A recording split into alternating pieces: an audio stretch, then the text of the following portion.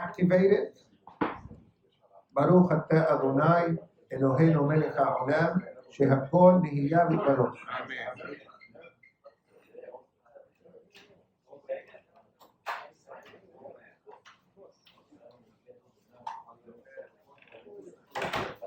Okay, 5 more seconds and we start. Good morning, Kahal Kadosh, Beruchim Aba'im to everybody.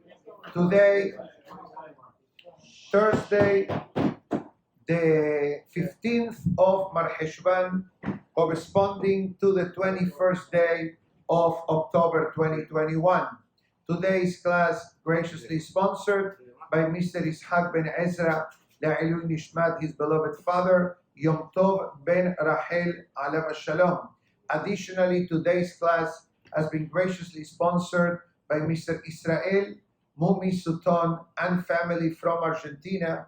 La'ilui Nishmat, his dear father, which many of you heard about him, Don Shaul Menachem Sitehon Dabbah Ben Zerife Alav Shalom, that today is the day of the Askara. Iratzon, that to the words of Torah, both Neshamot have an aliyah in Gan Eden. Amen. I personally knew Don Shaul Sultan Alav Shalom for my day, my birth, till the time that we moved to Sao Paulo, Brazil. I saw him on a regular basis, and one of the main reasons is because my father Alav Shalom and him worked together. Actually, my father worked for him and the company for many years. After my father Alav Shalom arrived from Egypt to Uruguay, from Uruguay, he was the only one of the siblings that moved to Argentina, and a short while after moving, he started to work with him and the entire Sultan family. And additionally, so before I say one more reminder, La'ilui Nishmat, definitely a person, as Hacham David Yosef mentioned yesterday or the day before, that he was a person blessed with a lot of success, despite the fact that came from a very poor and simple financial background, but he came from a great rabbinical background. His father, Alav Shalom, was a great Hacham, and also he had many great midot, but one of the midot that Hacham David Yosef illustrated was that he was always mebatel his da'at to the da'at of the Torah and the da'at of the Hachamim. What does it mean? He did not allow that his financial success will go over his head. I remember him vividly, and he will travel to collect for the Talmud Torah, for the yeshiva. You told me the story, he went to Colombia, I believe, right, with Rabbi Basri, right, Sukkot David, Alav Shalom, also Rabbi Basri, which was a dear friend of the family, obviously, hence the name Sukkot David in Israel and in Argentina. But he was a person that whenever the Hacham will make a ruling or will make a decision, that was Halacha leMoshe miSinai. This is the will of Hashem. This is the will of the Torah. Who am I to say something against it? And therefore, Don Shaul Sultan, that today is his yortzeit, this is what Hacham David Yosef said 48 hours ago about him. So Yiratzon, that this neshama have an aliyah in Gan Eden. Amen. On a different note, his son, Rabbi Daniel, was my teacher. When I was a little child in the yeshiva, he used to teach me Mishnayot. Until today, he's a Gedura cell battery.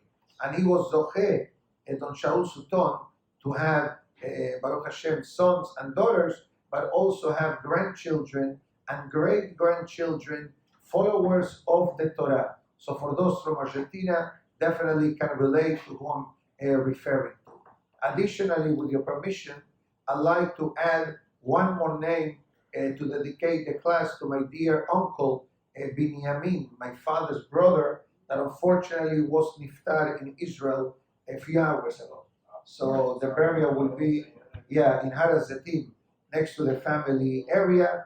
Binyamin ben Esther, Alav Shalom, also beloved and respected by everyone. So Yhi Ratzon that the words of Torah also elevate his neshama. Amen. So, as I said yesterday, today we are going to devote a few minutes, because we're running late due to the Thursday schedule, that an interesting sentence in this week's Torah portion, which is an interesting foundation to learn a magnificent, valuable lesson for life.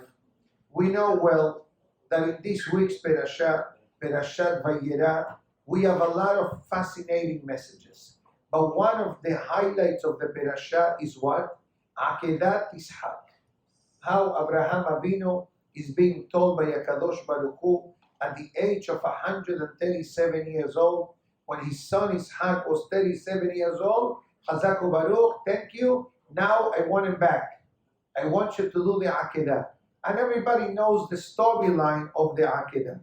I don't have to go. Very Neder Shabbat maybe we'll discuss, but I like to discuss the final part of the Akedah. Okay, so the Pasuk writes that Abraham Avinu receives a beracha after the Akedah. And it says, Vayomer, Bi nishbati neum Hashem, says, I swear, God says, Ki, because, Yan asher asita, due to the fact that you did et hadavar hazeh, velo hasachta bincha et yechidecha, you did not spare Ishak, or you did not spare your son. Comes the next pasuk and it says, and please pay attention to the redundancy of the words. Ki varech avarechecha. Bless, I shall bless you. Beharba arbe zaracha. And increase, I will increase your descendants. Ke kocheve hashamayim, like the stars in the heavens. Bechachol asher al sefat hayam, and like the grains of sand on the edge of the ocean. It's an unbelievable blessing. How many stars are there in the Milky Way? Trillions? It's a calculation, the Gemara writes. Trillions? I don't even know what else to say after trillions. Quadrillions? And he says gazillion? Okay, quintillion? Chazaku Baruch, please don't help me with more numbers. I'm happy with a trillion. Probably. The cell phone runs out of zeros. Right? Thank you. So it says, Kivarech avarechecha. Bless, I will bless you. Ask Rashi, why you have to bring twice? If I bless you, I'm blessing you. It says Rashi, no. One beracha goes to Abraham, and one beracha goes to Ishak. So you may say, why don't you give one beracha for both? That means I have to split the blessing, 50-50.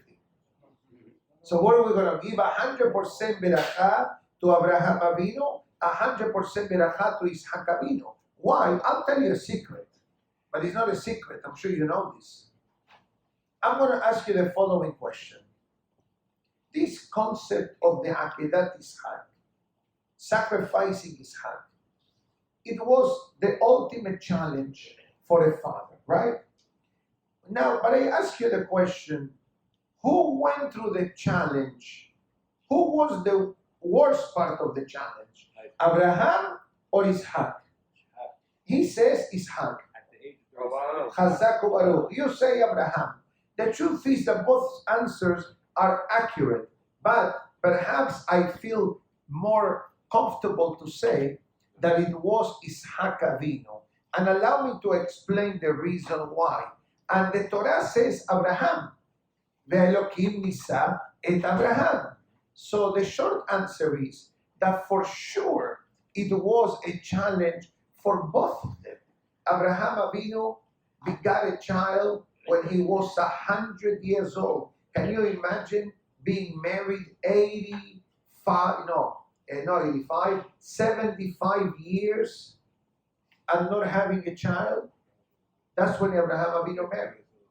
He He was 25 years old when he married Sarah. So now he's 100. So 100 years old, Mabruk, Mazal Tov, Abu Sabi. The guy goes Petiha, you say him Abu Sabi. Right? Unbelievable. Mabruk. Now, 37 years later, your son is a mature young man. Now, thank you, I need him back. So for sure, was a mega nisayon for Abraham. But now, let's put ourselves in the shoes of Ishaq Avinu. He's 37 years old. You think that Ishaq couldn't escape? Buabuha, that would have been able to spare. That's what they say, right? Yeah, for sure he was able to. I hope I didn't say nothing out of line. If I did, forgive me, please. Okay? Yani kol shiken, that's what it means. For sure that it was a mega nisayon for Ishaq Avinu. And yet, what the Mefarshim say? That when it came to Ishaq, Ishaq said to Abraham, his father, Abba, father, dad, tie me properly, my hands and my feet, so I don't move and become a non-kosher offering to HaKadosh Baruch Hu. We don't understand this. But comes Rashi and it says, I bless you and I bless Ishaq, the Midrash Rabbah says, Be'arba harbe zaracha, and I will make them fruitful. Also, the Beracha, Borei Olam, it says to Abraham Avinu, I want you to know that you were a great father. You were a great father because you were able to inject the emunah in Hashem and mesirut nefesh and devotion and dedication in Hashem to your son Ishaq. Remember last Friday night, last Shabbat night, I gave a brief Devar Torah at the synagogue, and I explained the Gemara in Pesachim. The Gemara in Pesachim says, God says to Abraham, move, right? Leave. And then God says to him, Be'escha legoy gadol, I will make you a great nation. This is you, Zachut Abraham. Ba'avarechecha, I will bless you, Ishaq. Ba'gadela shemecha, your name will be known in the world, Yaakov, through the Shevatim, Veheye beracha. But people will use your name to bless. The Gemara explains this refers to the first blessing of the Amidah. How does the Amidah begins?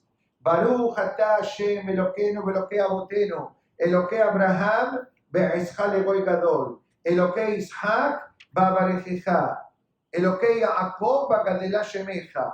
But what do we say? Baruch atah Hashem mageh Abraham. And I ask the question, why don't you say Abraham, Ishaq, and Yaakov?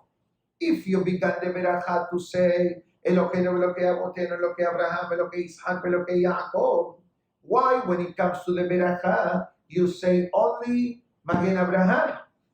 Short answer, and the Gemara explains in Pesachim that this is the code in this verse, that God says as follows. I'm willing to give you a blessing. But you know when this blessing will become activated? Only when I see the end result. What is the end result? Ask the Gemara. Your grandchildren. Not your child. So we have Abraham, the grandfather, Ishaq, the father, Yaakov, the grandson. Once Yaakov came to the world, and we see that he's basically following in the footsteps of Abraham and Ishaq, God says to Abraham, Chazaku Baruch, for being a nice grandparent, a good grandparent. And that's what we say, Baruch Ata Hashem Magen Abraham. I can go further, but I decide not to go further in last week's speech. With that being said, now we're going to welcome again the Ben Ish Hai. The Ben Ish Hai brings a fascinating lesson about doubling up. And we mentioned, Kivarech avarechecha, bless, you shall be blessed. Beharva harve, and in fruitful or you increase, you will be increased. It's like somebody asked, why do you do the Hazara at the end of the Amidah? Good question. You like the question? Okay, double. Why double? You didn't pray enough? Why double? We'll answer that in a moment. But I'm going to welcome the Ben Ish Hai to explain a fantastic concept for everyday life. Like we learned yesterday to do things efficiently and quickly and to be happy. And when you're happy, you do things good. And when you procrastinate, it's because you don't really want to do it. So today we learn another lesson how to enhance and improve our life. So it says as follows. The Ben Ish Hai explains, a person needs to know that in every aspect of life, there are two sides to something. And I'm not referring there are two sides to the story. For example, let's look about a human body. Let's talk about a Yehudi. You have the Hitzoniut. You have the external appearance of the person. Okay? External. What you decided to put on, that's what you are wearing. But then there is an internal aspect of the person. You can be dressed super elegant, right? Nice, elegant, color coordinated, fashion, style, the latest style, so to speak. But as a person, you are problematic. Or you can be dressed simple, regular, a shoe. You wear pants, shirt, or sport shirts, whatever you wear, and you are a mal'ach. I'm not, I dress sharp. Simple still, you know. I dress simple. You know, when I go buy a suit, I think about it. I look at the suit. I have a little conversation with the suit. And sometimes salesmen try to sell me a suit.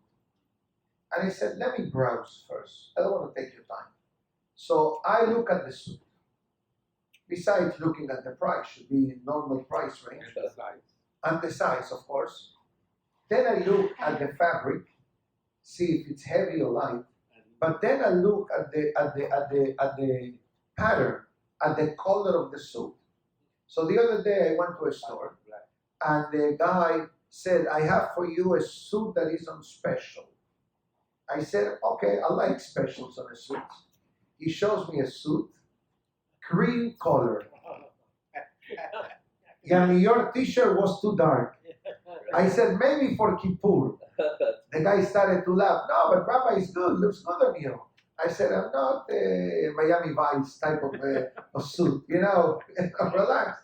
You know, I need something for the synagogue. Ah, so you want black, blue, and gray? I said, yes, I want black, blue, or gray. So he showed me two suits. One of them I already had. And then I found another one, which I have to send now to test for Sha'atnes. So the guy tells me, no, this is Sha'atnes free. The guy already tells me, this is Sha'atnes free. I said, I know, but I just want to make sure. I said, okay, do whatever you want. I said, but don't return it after you tailor it and did Sha'atnes. He's telling me, I said, thank you so much, but I want you to know that we tell people, first, test for Sha'atnes. Make sure the suit is kosher, and then tailor it. Because if you tailor it because you believe the label of the suit, for example, the suit says 100% wool. Okay? Now, many people innocently, right? They believe that the suit is kasher. But I need to tell you the following. When a suit says 100% wool, the company is referring only to the fabric of the suit. The material of the suit doesn't cover the collar, doesn't cover the shoulder pads, doesn't cover the lining, doesn't cover the thread that they use for the buttons, the belt of the sun, the holes in the pants, the stitching that comes around. So a bona fide expert, a sharpness tester, which I went through the training many years back, and I will tell you that is one of the most difficult, because you need to learn about all the different fabrics. You know, it looks like it's synthetic, or it looks like wool, or rayon, or spandex, or lycra, etc. So I use the suit because on the surface, the suit looks kosher, 100% wool. So what do you have to do? You have to open the suit. What if they use a shoulder pad that contains recycled fabric? Remember, we learned that many years back? So we understand what the Ben Ish Chai is saying. There is an external aspect and an internal aspect. You look at someone, you say, oh, this person looks so strong, and God forbid the person needs a refuah shlema. So the Ben Ish Chai writes that every word that HaKadosh Baruch Hu blesses tzaddikim with, there is a double benefit. A benefit, it says in Ben Ish Chai, laguf betovat haneshama. There is a physical benefit and there is a spiritual benefit. It's like a person wants to buy an apartment, correct? The deal is great from a business perspective, but from a spiritual perspective, the deal is not good at all. Why? Give me a reason. Chazak Baruch. No synagogue nearby, or is on the 30th floor and you don't have Shabbat elevator.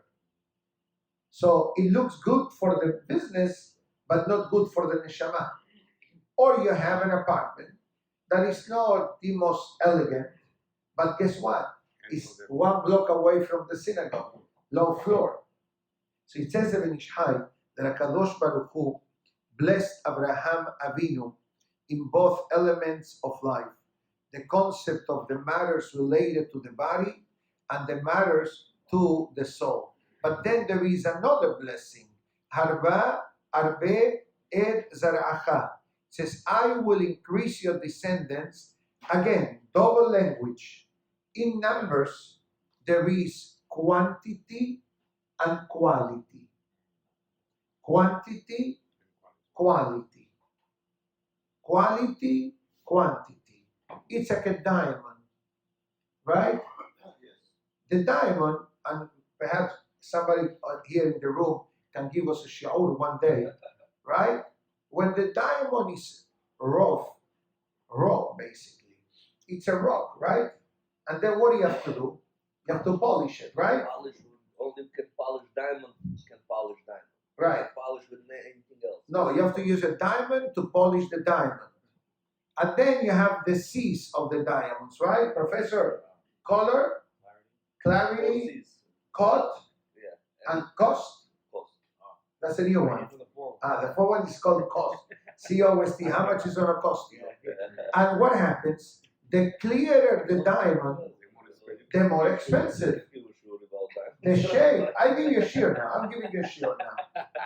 Now, the shape of the stone, or the rock, the way they call it, also makes a difference. You have VS, VVS, right? Color, clarity, etc. Okay? Now, so imagine yourself if you have a 2-carat diamond that has marks inside. Inclusions. That lowers the value. Right? But what if you have 1 carat super clean, flawless? So again, more value than Chazak Baruch. So the smaller costs more than the bigger. Why? Quantity, quality. So far, so good. But comes the Ben Ish Chai and it says, the Torah also says like the stars and like the sand. Both of them, the numbers are astronomical. But what's the difference being a star and what's the difference of being a grain of sand? So it says in Ishai, the stars shine in the darkness. This refers to Tzaddikim. There are no stars together. Each star is individualized. The sand, you don't barely see it. Imagine you go to this beach and you pick up a cup of sand. How many zillions, like he said before, of grains do you have there? Like hair. You grab the hair, how many you grab it? I can count mine. Yeah, okay, yeah, you don't have an issue with that. Long time ago. Okay, It's crazy glue now. okay, nice. Anyways, it says in Ishai, it says the Tzaddikim are equal to the stars, and the stars individually are equal to many. For example, the Pasuk writes, Avishiv'im elef ish, there was a great tzaddik in the time of Shlomo HaMelech. His name was Abishai ben Seruya. If I remember correctly, he was the nephew of David. And the Pasuk says, Shiv'im elef ish. It says, Abishai shakul besitkato keshiv'im elef ish. It says, Abishai was equal to the holiness of 70,000 people. What does it tell you? 70,000. Quality and quantity. He says Ibn Ishai further, really, you cannot count the sand on the ground. It's impossible. It's impossible to count. And it says, El mispar legulgelotam. Let's say that you would like to calculate how many grains of sand do you have in a certain area, right? That may not be too complicated, but I think it's easier to do it by weight, right? Than by counting each grain. Even salt. You know, you sprinkle salt on the table for the hamosi, start counting. See how many, you're going to get tired by when you reach to the number 500 and you barely touch the surface. So it says there in Ishai that both elements are required. Allow me to explain. The sand, part of the purpose of the existence of the sand, says the Ben Ishai, is to create a barrier, a mechitza, between the waters of the ocean and the earth. That's why you ever see buildings on Collins Avenue, if you ever go there, what do you see? That there is a pitch, and the waters of the ocean come in, instantly they are absorbed, especially when there is waves or strong winds, right? The water comes, hits the sand a couple of feet, and recedes because it's absorbed by the water. So it says in Ishai that these sands that are by the surface of the water, they become shomrim et ha'olam. It says they become the protector of the world. Now when they want to penetrate into the earth, the sun says, God put me here as a messenger. Go back to your origin. That's why occasionally we have tsunamis and typhoons. What does that mean? That Hashem lifted the barrier and let the water enter the domain of humans. You follow me? And he goes further and it says, Ke'arba ruchot hashamayim. It says the Navi in Zechariah, Keshem she'efshar la'olam beli ruchot. It says the world needs to have air. Can a person survive without air or oxygen?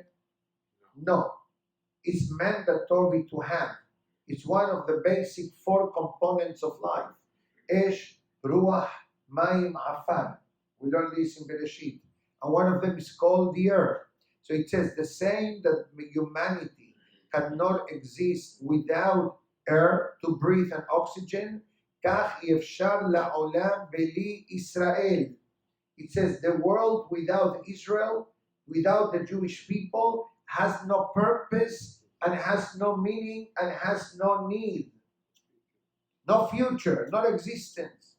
So it says, the same way that Hashem created the sand by the edge of the water to protect, and there's a pasuk in Yirmiyah Navi. Listen to this verse. Asher samti hol. God says, I place the sand, gevul layam, a barrier to the ocean. Chok olam is an eternal covenant. Belo ya'brenhu. The ocean has no power to enter into the sand. Yes, it touches the sand, but it reaches a point that it doesn't go further. Because if God forbid it will go further, guess what? The volume of water, and let's remember science, in the world, there is more water than earth. So it says, Sama Kadosh Baruch Hu, Borei Olam put the sand of protection, Borei Olam put Am Israel to pray and to be a source of light into the nations.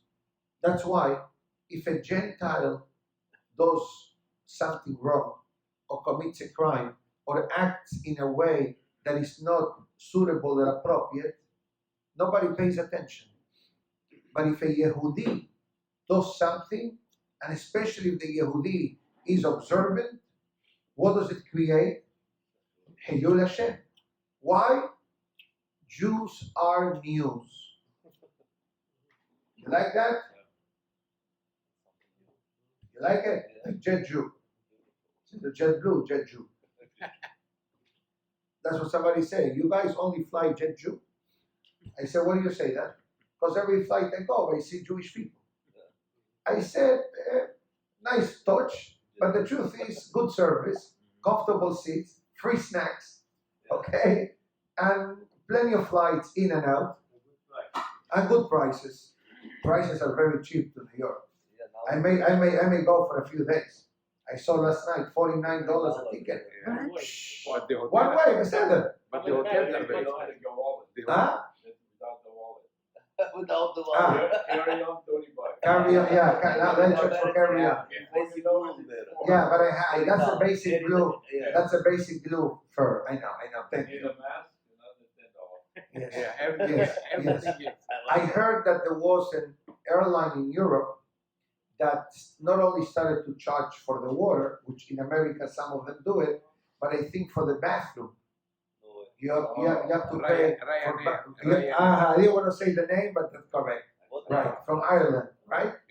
Right. Let's continue. How this person, cannot use the restroom? No It's money. crazy. I'll explain to you later. They know what they do. They know that you're going to go. So you have Now, to pay. let's continue. So let's do one more small paragraph and then we'll let everybody go. So remember so far the Ben Ish Chai says every aspect of life has a double side. The physical and the spiritual. The external, the internal. So far so good, guf neshama. So then I threw a question on the table. Hazara. Remember the question I asked a few moments ago? Yeah. So why the Hazara In Amidah. in the Amidah? It's part of our daily prayers. Why the double? Isn't it enough that you pray your Amidah? So I'll give you a few answers. The original reason why Hazara was established, it was established for those that did not know how to read Hebrew. That is the reason why the Hazara was established. You know that in Iraq, I believe, for centuries, and I'm not sure if this tradition continues in some Sephardic world community out there, that in the prayers of Rosh Hashanah and Yom Kippur, the silent Amidah used to be recited out loud. So everyone in the audience can follow the Amidah. Because the text of the Rosh Hashanah and Kippur prayers of the Amidah is way different than the rest of the year. So in order to enable many people to pray, they had this tradition. If it continues today, I never saw it, but maybe in some places it does. But I'll tell you what the Ben Ish Chai writes about the need of the Hazara. You know what the Ben Ish Chai writes? That the Hazara is the golden seal of your personal Amidah. Each and every one of us did the Amidah. So what happens with our prayers afterwards? So we are of the belief that our prayers are automatically delivered to Hashem. If the prayer is recited with a minyan, you have guaranteed delivery. Okay? That's the beauty of praying with a minyan. But even that, there is a point that the prayer needs to go into the inner chamber.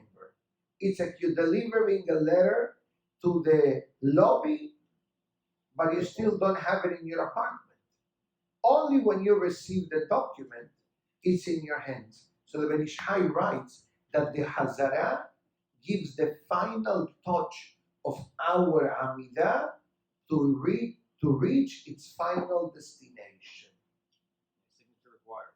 More or less, like a signature required. And that's why it's imperative not to speak during the Hazara. It says in the holy books that if a person speaks in the Hazara, whichever beracha they are speaking, it creates a blemish, a pegam, spiritual pegam, in that blessing. Or if you talk during refuah, so you don't need refuah. Otherwise you wouldn't talk. If you talk during parnasah, you seem to have a lot of parnasah. Has Shalom.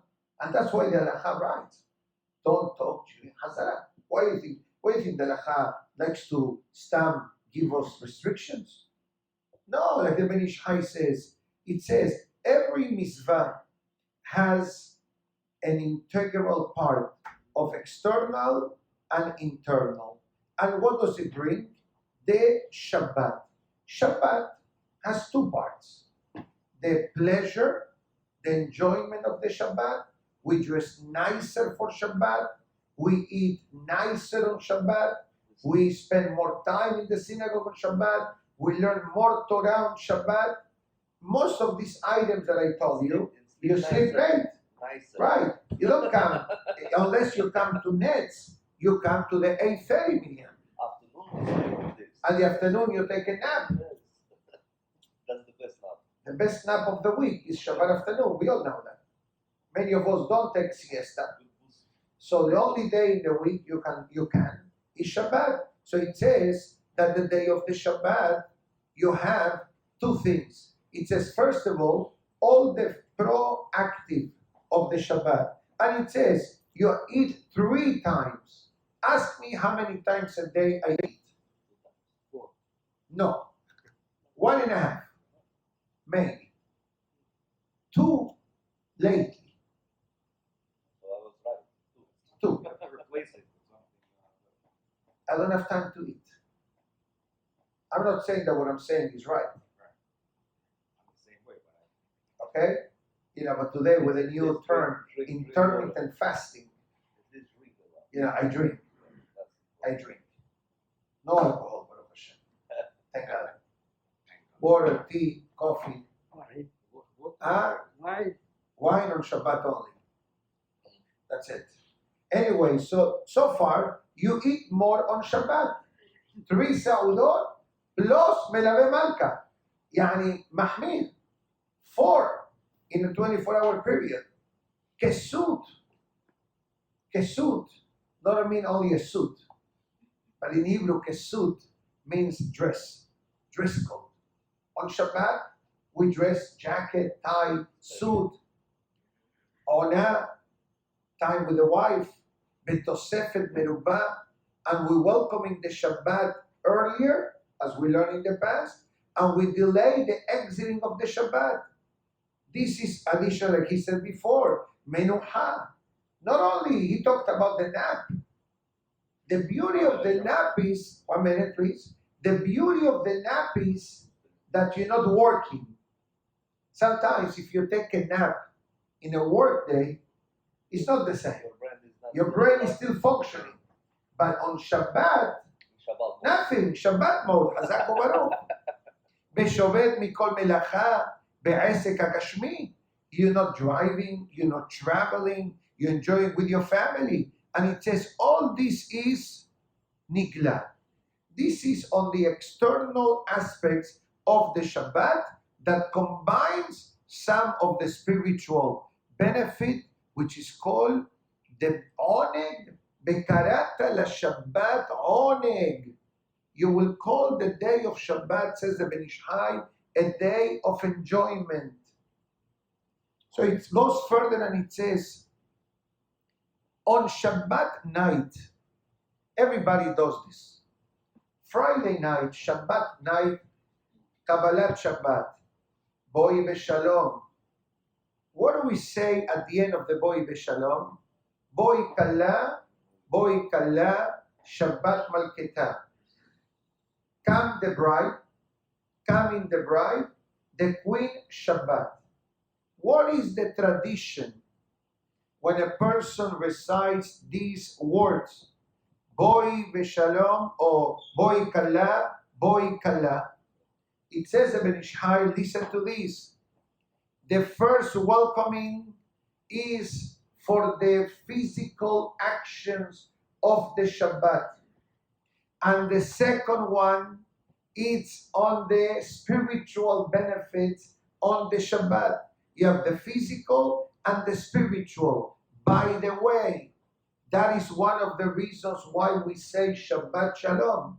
I said this a long time ago in the name of the great Rabbi Amar Shelita, that once I was honored to translate a speech. That's why I remember. Not that I'm such a Sadiq, but I had to translate, so I remember what he said. And he explained why on Shabbat we say Shabbat Shalom. Why do we say Shabbat Shalom? And he explains, because during the week, the guf and the neshama, the body and the soul, don't see eye to eye. They are not in a cohesive relationship. What the body does, the neshama doesn't need. What the neshama needs, the body doesn't want to give. But when it comes on Shabbat, it says Shabbat Shalom. There is this harmony and union because everything that I do on Shabbat carries a spiritual benefit like a physical enjoyment and benefit as well. As the Ben Ish Chai, hold on a minute. One boy kala is about all the proactive actions of the Shabbat, all the physical actions. The other boy kala is about all the restrictions and the spiritual resting on the Shabbat. But why do I do a third one? Because you're supposed to do a third one. One to the right, one to the left, one to the center. That's how it goes. Check it out in the Siddur. So it says the Ben Ish Chai, the third one represents the spirit. The first two, proactive, inactive. I do A, B, C, D, F, G, but I don't do the rest. That's physical. But then I need the one for the neshama. Because at the end of the day, if we're going to be in a peaceful relationship, I cannot be one-sided relationship. Like I said yesterday in the ladies' class, I says people always talk about love, right? Ahava, correct? Love, normal word. Not so normal, but okay. Because you need to do it, you know, it's not just talking, okay? But I said in the class, what are the two center letters of the word ahava? Have. Have means to give. To give. In a marriage, you are a giver. Meaning to say, it's a two-way street. Husband to wife, wife to husband. If you're going to wait till your spouse does something in order for you to give back, that's a recipe for disaster. It says you give and you will receive. Guaranteed. If you give respect, if you give compliments instead of complaints, if you don't criticize and you only say words of praise, like the Hafez Chaim says, if you have nothing good to say nothing. It's easier said than done. I believe that too. Thank God. So it says the Ben Ish Hai that this is the concept of what we do. I will say that in some congregations, they don't say the third Boi Kala Shabbat Malketa. The way you do is right, left, Boi Kala, Boi Kala. The third one you turn around, you face against east, and you say Boi Kala Shabbat Malketa. In the Lechadodi, many communities, what they do, they turn to the west, like in a chuppah. You ever seen a chuppah? The chuppah is there, the east, and the kala comes from the west. And what everybody does, they stand up to look at the kala. Don't look too much. Okay, but they look, the kala coming. That's exactly why we do on Shabbat. We turn ourselves to the west to welcome the Queen Shabbat. So we see here that even something so basic and common that we do, it has a very deep spiritual connection, like the body and soul, and that is the reason the Ben Ish Hai explains why HaKadosh Baruch Hu, when he gave the beracha to Abraham at the end of the Akedah, Ki barecha barechecha, I bless you in material matters and I bless you in spiritual matters. That's why in many Hasidic circles, when they gave a beracha to the student or to the Hasidim, what they say in Hebrew, Gashmiyut beruhaniyut gam yahad. I don't want you to be successful only materialistically speaking. I don't want you to be successful only in a spiritual level. I want you to be successful in both. Gashmiyut beruhaniyut gam yahad. So Yiratzon, that the words of Torah elevates the neshama of Yom Tov ben Rachel and Don Shaul Menachem Sitehon Debach ben Zarife and my dear uncle Binyamin ben Esther Alehem Shalom. I wish everybody to have a beautiful day. Have a great